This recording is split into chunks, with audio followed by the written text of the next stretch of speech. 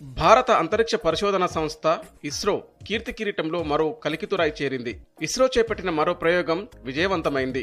శుక్రవారం ఉదయం నెల్లూరు జిల్లా శ్రీహరికోట షార్ నుంచి SSLV-D3 రాకెట్ను నింగిలోకి పంపింది.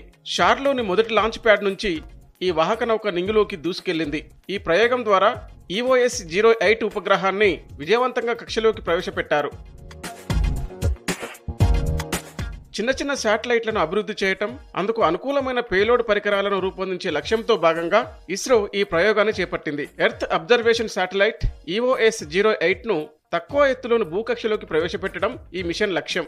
దాదాపు 6 నెలల తర్వాత ఇస్రో చేపట్టిన రాకెట్ ప్రయోగం ఇది. కేవలం 2 రోజుల ప్రణాళికతో చిన్న చిన్న శాటిలైట్స్ ను తక్కువ ఖర్చుతో భూకక్షలోకి చేర్చేందుకు SSLV-D3 రాకెట్తో సాధ్యమవుతుందని ఇస్రో సైంటిస్టులు తెలిపారు.